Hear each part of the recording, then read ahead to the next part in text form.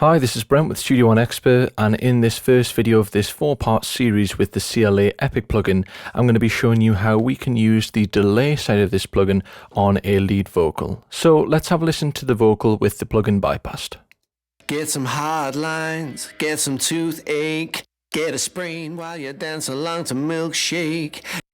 So this track is an indie alternative rock track, and it could really benefit from some tape saturation and some sort of tape delay, maybe some slap and some width. So I've got the CLA EPIC plugin here just on my channel insert, and straight away when you open it up you are going to get a mixture of reverb and delay. So what I'm going to do is I'm going to pull down all of the faders so they are at null, and we're going to introduce them one by one. So starting off, we have tape on number 1. On 2 we have a throw, 3 a slap, and number 4 crowd. We can change all of these effects, but let's just keep them as they are.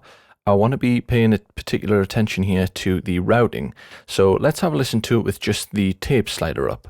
Get some hard lines, get some toothache, get a sprain while you dance along to Milkshake. Get some bad vibes, form a sad hive.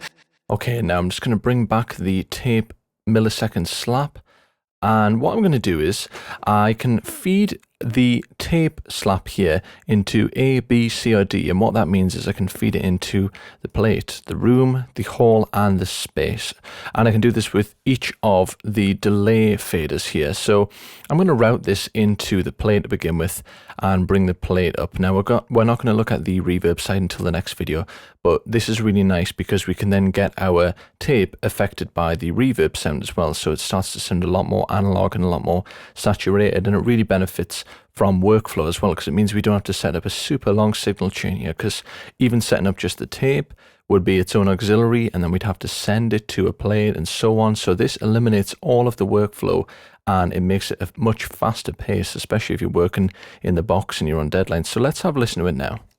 Get some hard lines, get some toothache. Okay, I'm going to high pass and low pass.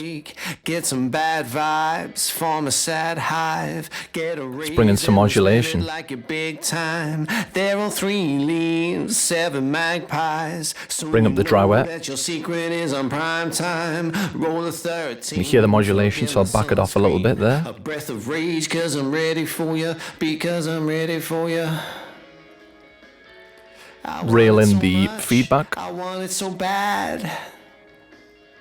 So we have 2 different tap times here. So close I can touch, the closest I've had. And we can sync these up as well.